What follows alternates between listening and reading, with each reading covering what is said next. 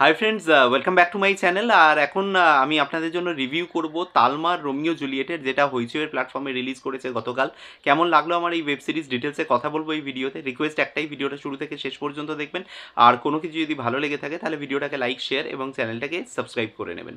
Total 5টা episode এবং 5টা এপিসোডের মধ্যে মেনলি 4টে এপিসোড প্রথমে, সেগুলো রান টাইম মোটামুটি 22 মিনিট 25 মিনিট এরকম রান টাইম রয়েছে অন অ্যান অ্যাভারেজ।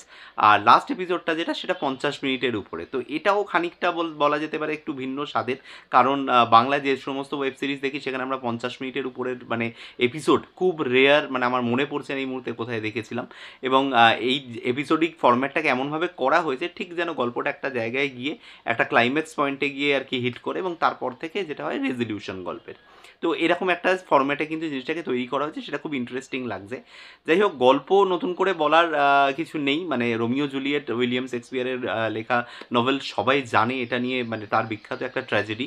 কিন্তু এখানে সেটাকে একেবারে আমাদের ওন ফরম্যাটে নিয়ে আসা হয়েছে। তালমা মানে বলা হচ্ছে যে জলপাইগুড়ি জেলার একটা ছোট্ট একটা এলাকা, এবং সেইখানেই কিন্তু এই পুরো ঘটনাটা ঘটছে, যেখানে একটি হিন্দু এবং মুসলিম মেয়ে, সেটুকু ট্রেলারে অবশ্যই দেখানো হয়েছে, তাদের মধ্যে একটা ভালোবাসার সম্পর্ক, এবং সেই সম্পর্কটাকে কী করে সমাজ নিচ্ছে।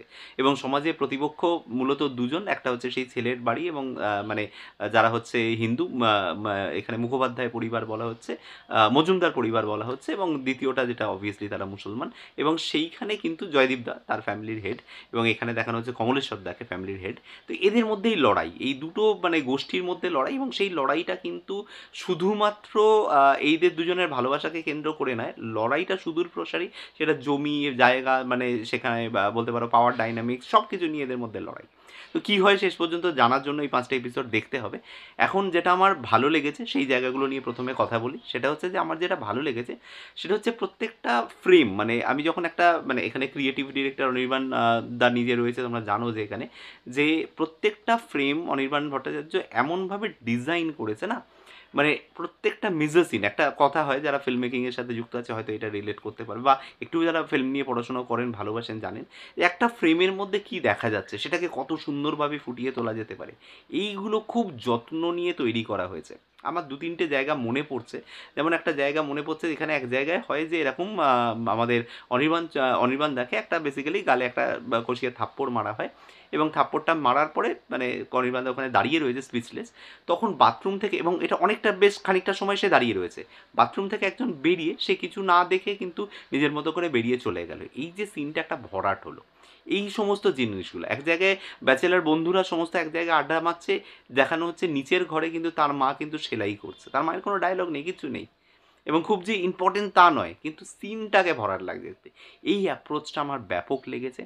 এবং দ্বিতীয় যেটা বলবো সেটা হচ্ছে যে কয়েকজনের পারফরমেন্স, আমি এক্স্যাক্টলি আমার সিদ্দিকি, আমার ওর নামটা জানা নেই, বাট ক্যারেক্টারটার নাম হচ্ছে সিদ্দিকি, এত ভালো পারফর্ম করেছে না এই সিরিজে, অমাইক, মানে আমি বলবো মানে শো স্টেলার। এত বাঘা বাঘা অভিনেতা রয়েছে এখানে, তার সত্ত্বেও আমি বলবো যে সিদ্দিকির চরিত্রে যারা যে অভিনয় করেছেন তিনি কিন্তু অসাধারণ অভিনয় করেছেন। তার ম্যানারিজম, কথা বলা, এবং তার মধ্যে যে ওই পাগলপন্থী ব্যাপারটা রয়েছে, একটু ইনস্যানিটি যে রয়েছে, সেই জিনিসটা এত সুন্দর করে সে ফুটিয়ে তুলেছে না এই সিরিজে, দুর্ধর্ষ। আর একটা জিনিস যেটা রয়েছে সেটা হচ্ছে যে এই সিরিজে, এই যে আমি অ্যাডাপ্টেশনের কথা বললাম, এটা তো আমি উইলিয়াম শেক্সপিয়ারের গল্প সেখানকার থেকে তুলে আমাদের একদম ধরে নাও বাংলার মাটিতে তুলে নিয়ে আসা হয়েছে, সেটা তো একটা পার্ট।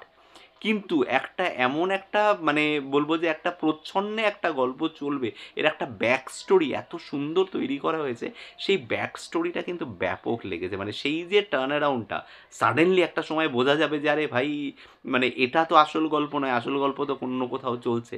সেই জিনিসটা কিন্তু বেশ ভালো, মানে সেই ব্যাপারটা দারুণভাবে ওয়ার্ক করছে, সেই জিনিসটা খুব সুন্দর লাগছে দেখতে।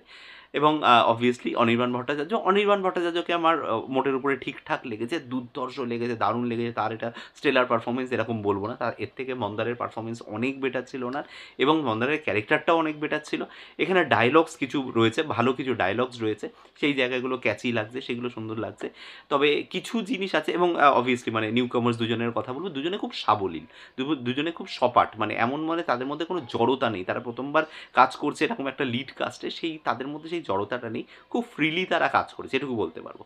এবার কিছু কিছু জায়গা রয়েছে, সেটা হচ্ছে এদের দুজনের যে ভালোবাসা, রোমিও জুলিয়েটের ভালোবাসার তো মানুষ এক্সাম্পল দেয়, তার একটা রোল মডেল, সেই যে ভালোবাসার ইন্টেন্সিটিটা, সেই ইন্টেন্সিটিটা কিন্তু চোখে পড়লো না। সেই প্রথম প্রেমে পড়া, এখানে অবভিয়াসলি দেখানো হচ্ছে তারা already they R in love. তো তাদের প্রেমে পড়া, তাদের চাহনি, দেখা, ভালো লাগা, একটা ছোট্ট গানটাকে 2-3 বার ইউজ করা হয়েছে। সেই ছোট ছোট জায়গাগুলো ছাড়া সেই অর্থে তাদের ভালোবাসার যে গভীরতাটা সেটা প্রকাশ পেল না। তার বদলে যেটা প্রকাশ পেল সেটা হচ্ছে কিছু রগডগে কিছু মানে মিলন দৃশ্য, এবং তার সাথে হচ্ছে কিছু কিসিং সিনগুলো সব ঠিকঠাক আছে, কিন্তু মিলন দৃশ্যের মধ্যে যেভাবে জিনিসগুলোকে একটা এক্সাজারেট করা হচ্ছে, যেভাবে জিনিসগুলোকে অনেক বাড়িয়ে চাড়িয়ে দেখানো হচ্ছে না, আমার মনে হয় যে এটাকে আরও সিম্পল রাখা যেতে পারতো।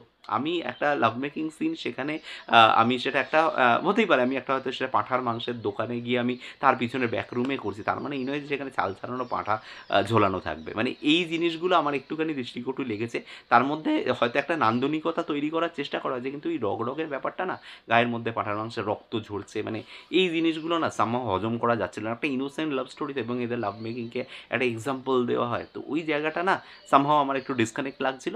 আর কয়েকটা ক্যারেক্টার রয়েছে যে ক্যারেক্টারগুলোর শেডস তৈরি করা যেতে পারতো। আমার যেমন মনে হয়েছে কমলেশ্বরদার ক্যারেক্টারটা ভীষণ ফ্ল্যাট হয়ে গেছে। মানে এই ক্যারেক্টারটার মধ্যে না কিছু শেডস হতে পারতো, একটা টাচ ছিল, একটা ছোট্ট হিন্টস ছিল, কিন্তু সেটা ঠিক মতো ওয়ার্ক করতো না।